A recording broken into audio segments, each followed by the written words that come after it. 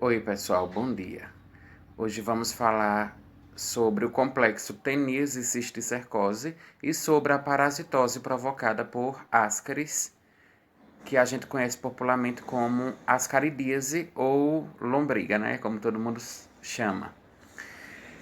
São duas parasitoses também, as duas provocadas por vermes, que são helmintos.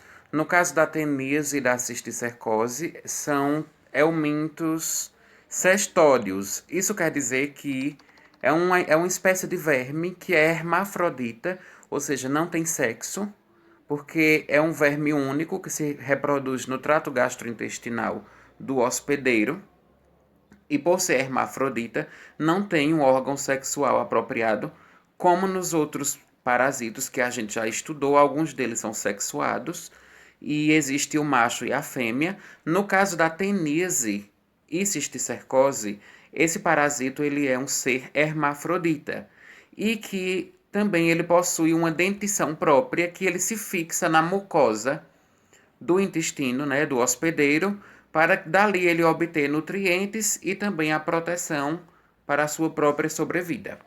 Então vamos falar o básico sobre teníase e cisticercose, porque são parasitoses que também causam muitos problemas de saúde públicas, porque a exemplo de outras parasitoses, a teníase tem muito a ver com a questão ambiental e sanitária também. Então vamos começar aqui falando um pouco sobre a descrição dessa doença, que essa doença é causada pela mesma espécie de cestódios, que são vermes. Já expliquei para vocês que cestódios são vermes que são hermafroditas e não têm um sexo definido. Normalmente é um verme único que causa parasitose no trato intestinal do hospedeiro. Aí existem duas formas desse verme se manifestar. A primeira é a teníase adulta. É quando existe a forma adulta do parasito ali no intestino do indivíduo, parasitando, e esse verme, ele cresce como que uma fita dupla, aliás, uma fita única, plana e achatada. É por isso que são cestódios, por causa do formato do verme. Quando ele é visualizado no exame parasitológico ou nos exames de imagem. Trata-se de um verme achatado, formado com subdivisões em fitas. Cada fitinha do verme a gente diz que é uma proglote, ou seja, é uma porção, é uma parte do corpo do verme, são essas proglotes que vão se soltando com as fezes, à medida que o paciente vai evacuando e à medida que esse verme cresce, é importante que essas proglotes se soltem junto com as fezes para poder continuar o ciclo de transmissão para outros hospedeiros.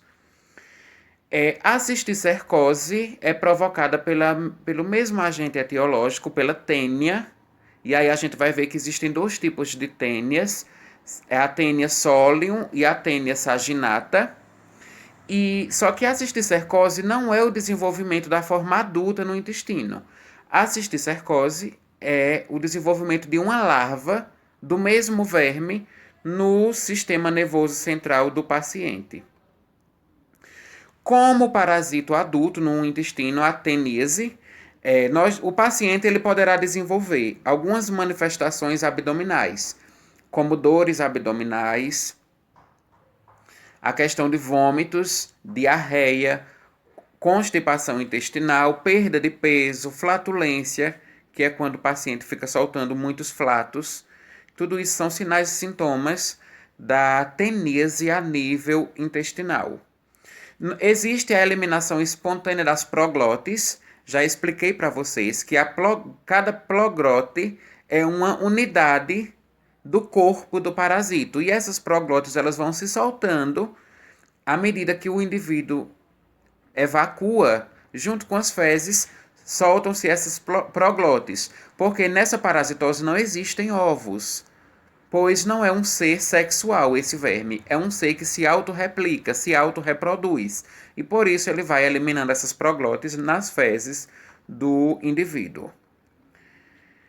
Para crianças, essa parasitose poderá provocar retardo do crescimento e também do desenvolvimento dessas crianças, porque a gente vai ver que uma das coisas que o verme faz na teníase é alimentar-se dos nutrientes. Por ela ser uma parasitose intestinal, ela vai ali absorvendo os nutrientes que normalmente o indivíduo iria absorver. Então, em crianças pequenas, vai começar a haver emagrecimento e essa criança ela vai ter uma deficiência tanto no crescimento dela, pela má nutrição que a parasitose provoca, como também no desenvolvimento dessa criança. E a cisticercose, ela se dissemina para o sistema nervoso central com sintomas neuropsiquiátricos. Então, na cisticercose, muita gente diz assim: é o germe do porco que subiu para o cérebro, para a cabeça da pessoa, é o germe do porco. De certo modo, é uma linguagem coloquial da população que tem sentido, porque na cisticercose não há desenvolvimento do verme adulto, ou seja, da tênia, mas essa larva, ela migra até o sistema nervoso central, até o cerebelo, o cérebro da pessoa, e vai provocar ali alguns sinais e sintomas neurológicos, como convulsões, epilepsias, causa também o que o manual chama de loucura, só que loucura a gente entende que o paciente pode ficar psicótico, desenvolver psicose, com delírios, alucinações, alterações na consciência, tudo isso por causa da ação dessa larva do cisticerco a nível do sistema nervoso central ali do hospedeiro. E quem são então os agentes etiológicos? Nós temos a Taenia solium, ela é obtida da carne do porco. Então, aquelas pessoas que têm a mania de comer a carne do porco mal cozida ou mal passada, não cozinha totalmente a carne, essas larvas desse verme continuam ali presentes e acabam sendo ingeridas pelas pessoas, o que vão depois promover a infecção pela teníase. E existe a Taenia saginata, que ela é obtida da carne do boi. Então, eu quero que façam uma associação que a Taenia solium, ela é proveniente da carne do porco, ela é exclusiva da carne suína. Quando essa carne não tem os preparos adequados na sua manipulação, no seu cozimento. E a Taenia saginata, ela é provinda da carne do boi, quando também essa carne não tem o devido rigor sanitário na questão do abate e do cozimento dela. E quem são os reservatórios? O homem é o único da forma adulta da Taenia solium e da Taenia saginata. Então, o homem é o único reservatório com relação ao verme adulto do intestino, certo? Já os suínos domésticos ou javalis, eles são os hospedeiros intermediários da Taenia solium, que é a tênia que provoca o cisticerco, ou seja, a larva que vai atingir o sistema nervoso central do homem. Então, os porcos, eles são os hospedeiros intermediários que vão ali transmitir de forma indireta, porque a transmissão é feita através do consumo dessa carne mal abatida ou mal cozida, e aí vai haver a transmissão do cisticerco, que é a larva que vai infectar o sistema nervoso do homem. Bovino é o hospedeiro intermediário da Taenia saginata. Então, Taenia saginata vem do boi, da carne do boi. Taenia solium vem do porco, da carne do porco. Tanto Taenia saginata como Taenia solium podem provocar a teníase, que é a forma adulta do verme no intestino humano. Mas somente a Taenia solium, que é a que vem do porco, é a que provoca o cisticerco, que é a larva que provoca a cisticercose no cérebro do indivíduo. Modos de transmissão. Existem duas formas de se transmitir teníase e cisticercose. A primeira delas é através da ingesta da carne do boi ou do porco mal cozida com as larvas. Eu já tinha falado para vocês. Quando não há um preparo rigoroso dessa carne, pode haver essa via de contágio. E nós temos a ingestão dos ovos da Taenia solium por meio na cisticercose. Então, os ovos da Taenia solium, que seriam as larvas imaturas, elas são transmitidas através do alimento que seria a carne. Já para a tênia na forma adulta, no intestino, é feito também essa ingestão da carne do boi ou do porco, sabendo a gente que o boi e porco estão relacionados com a forma adulta do verme no intestino. Já o porco, com a tênia sólium, é o único responsável pela larva do cisticerco. Essa aula tem, assim, muitos termos que são desconhecidos para a gente, né? Então, eu estou procurando simplificar, dizer a vocês da melhor forma possível para o entendimento. E caso reste alguma dúvida, vocês podem me perguntar durante o decorrer do período da nossa aula, certo? Período de incubação. Todos nós sabemos que o período de incubação é aquele tempo entre a infecção e o início dos sinais e sintomas. Então, para a cisticercose humana, esse período é de cerca de 15 dias a alguns anos. Depende muito do hospedeiro, da imunidade, né, da pessoa, depende das condições sanitárias também em que são criados aqueles animais, que a gente vai ver mais adiante nas medidas de controle, né, da doença, que tem muito a ver com a questão sanitária e higiênica dos criadouros. Mas, no geral, as pessoas, para desenvolver os primeiros sinais e sintomas, isso demora de 15 dias a alguns anos. Isso na cisticercose. Na teníase, são 3 meses após a ingesta da larva. O parasito ele é encontrado no intestino delgado. Então, na teníase, aqui é a forma adulta do verme, depois de 3 meses que a pessoa teve contato com as proglotes, que são as formas infectantes do parasito, é que ela vai desenvolver a doença. 3 meses. E o período de transmissibilidade, ele varia de meses no ambiente.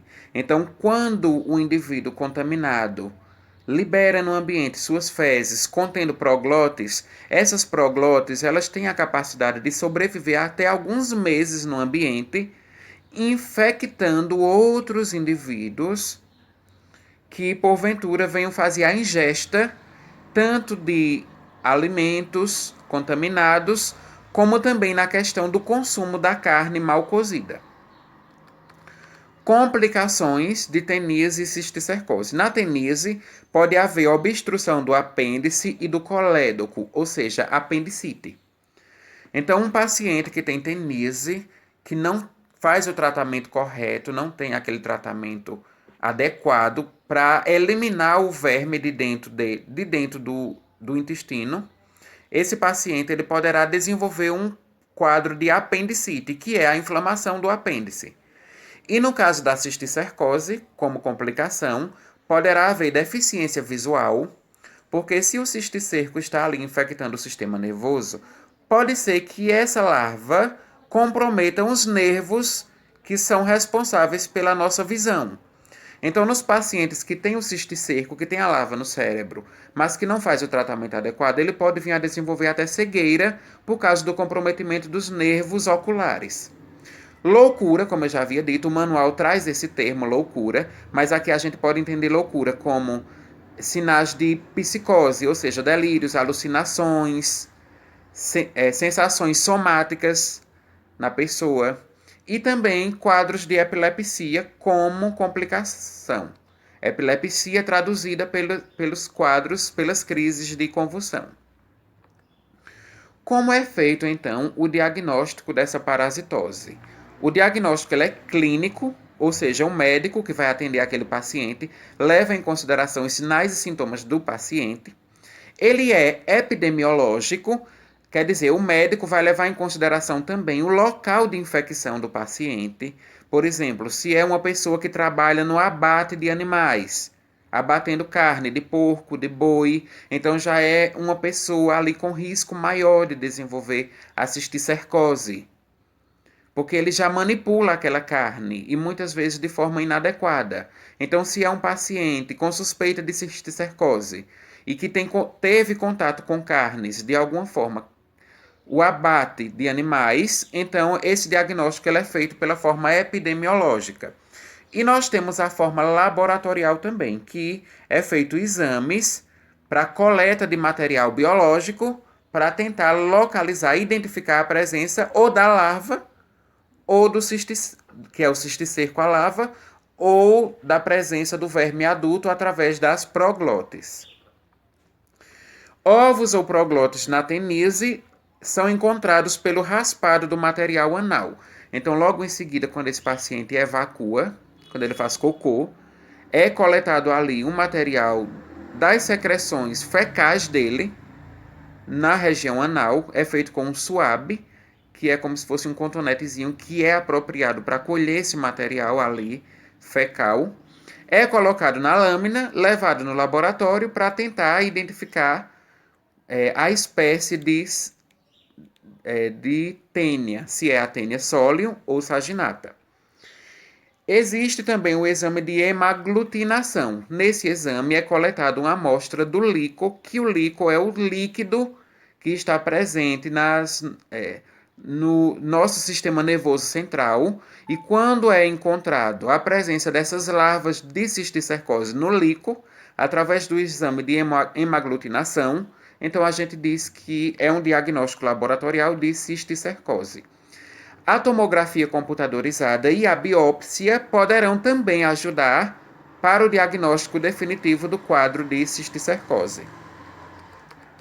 O tratamento é feito com medicamentos antihelmínticos, ou seja, medicamentos para combater verminoses.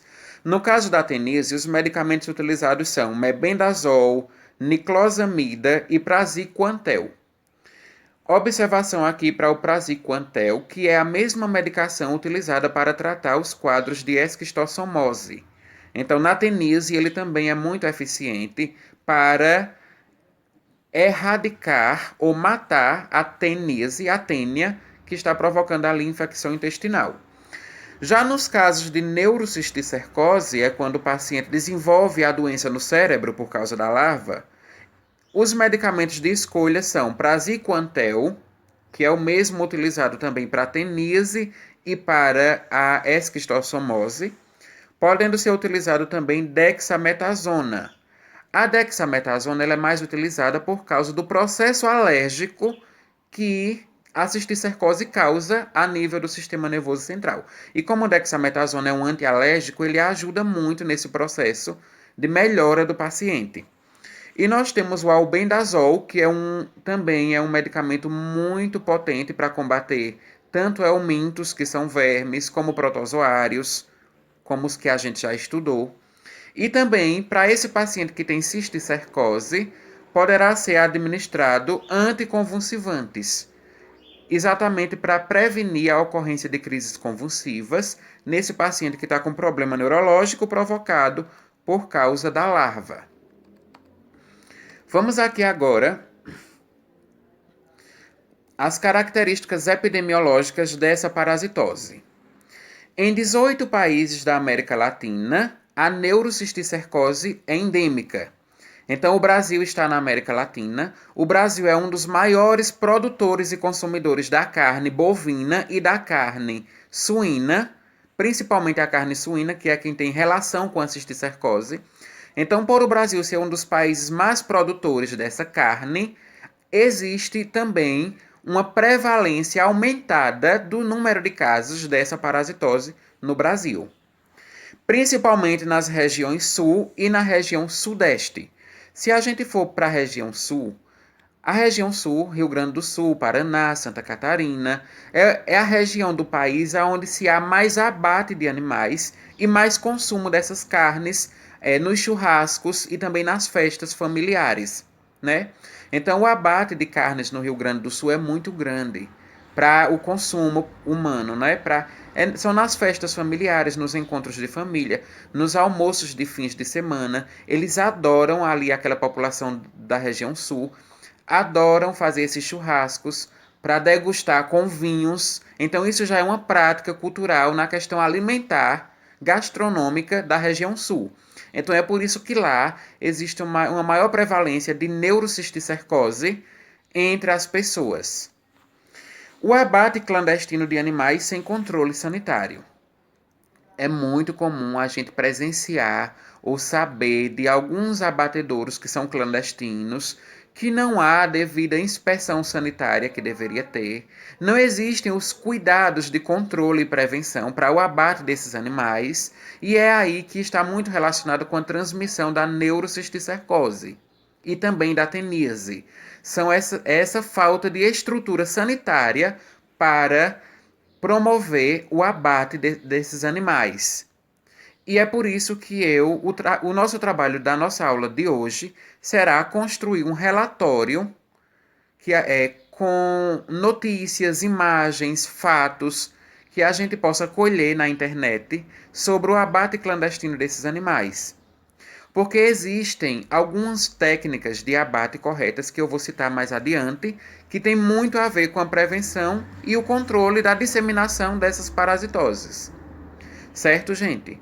Então, o trabalho de vocês hoje é construir um relatório procurando na internet notícias sobre abatedouros clandestinos. De que modo eles são tão importantes assim na questão da transmissão epidemiológica dessa parasitose, tanto teníase como a cisticercose. Porque, de certo modo, todos nós somos consumidores da carne, suína ou bovina, a menos que alguns de nós sejamos vegetarianos, que eu acredito que muitos poucos são os vegetarianos no país. Então, se a maioria de nós consumimos essas carnes, nós não sabemos a procedência dela. É por isso que os abatedouros eles têm que funcionar com inspeção sanitária, alvará de autorização para funcionar e fazer o procedimento correto no manejo do abate daquela carne.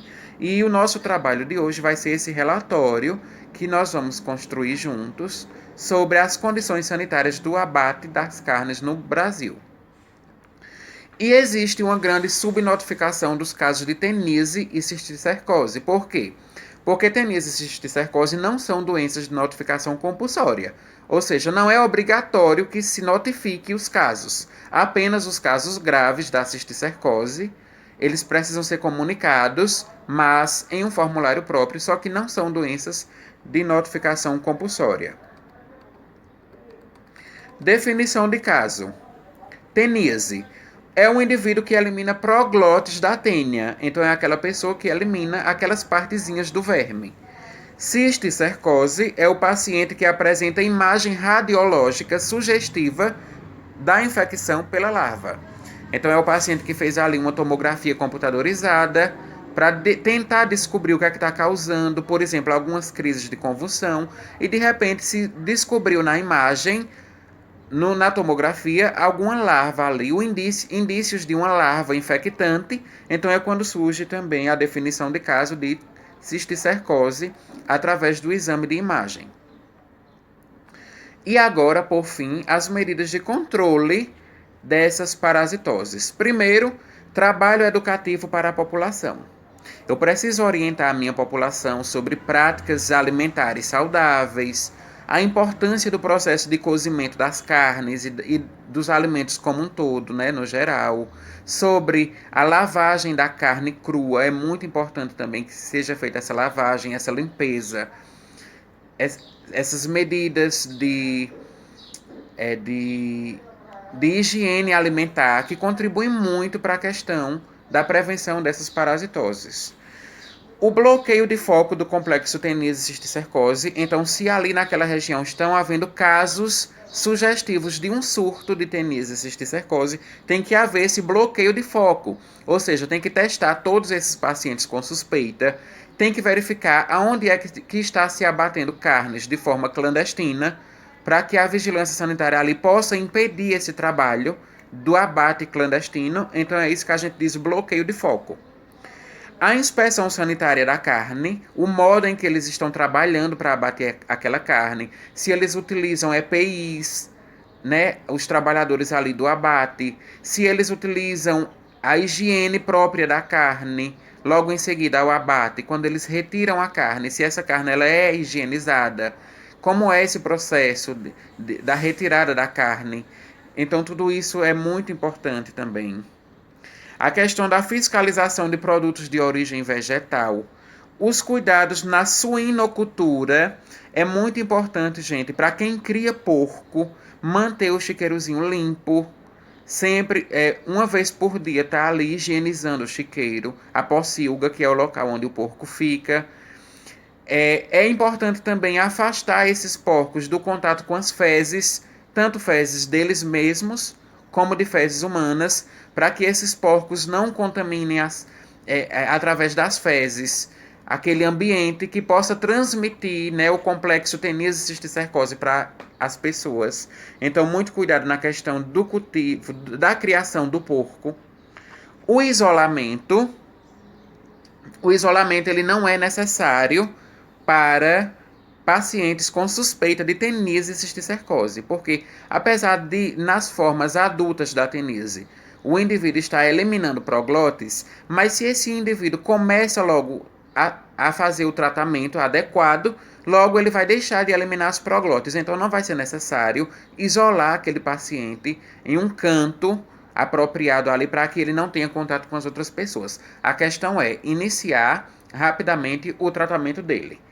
E a desinfecção concorrente significa a limpeza que deve ser feita tanto na questão da criação dos animais, como também no abate desses animais e no momento em que nós vamos cuidar dessa carne em nossa casa, dessa carne, desses alimentos, precisamos ter essa limpeza concorrente.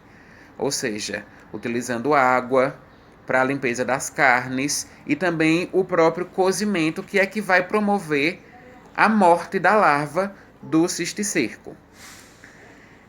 Veja que essas parasitoses elas têm uma questão ambiental muito forte, né, incluídas aí. A questão sanitária ambiental. E é por isso que a vigilância sanitária também atua na questão da inspeção e da verificação dos locais de criação e de abate desses animais. Essa foi a aula de teníase cisticercose. Eu vou gravar a aula de ascaridíase em outro vídeo, porque como eu já havia justificado para vocês em outra aula, para poder a gente trabalhar a parasitose, são muitos os aspectos que a gente precisa aprender, né? Sobre cada parasitose existem informações diversificadas. Então não dá para fazer um vídeo com menos de 20 minutos explicando a vocês sobre teníase cisticercose e ascaridíase, porque é muito importante, são coisas do nosso conhecimento. Quando nós nos formarmos, que formos assumir um PSF, que formos trabalhar em um PSF, por exemplo, muitos de nós se identifica muito com a questão da atenção primária. O que nós vamos ver, gente, no PSF, são essas verminoses, essas parasitoses, que requerem cuidado maior, um cuidado adicional pelos profissionais ali da equipe. Então não dá para eu gravar um vídeo de 10 minutos, 20 minutos, falando sobre teníase cisticercose, quando vocês devem saber muito mais do que o que eu tenho para falar, para expor aqui para vocês, certo? Então agora irei fazer também a aula à parte de ascaridíase e espero que vocês tenham assimilado um pouco sobre teníase e cisticercose. Obrigado.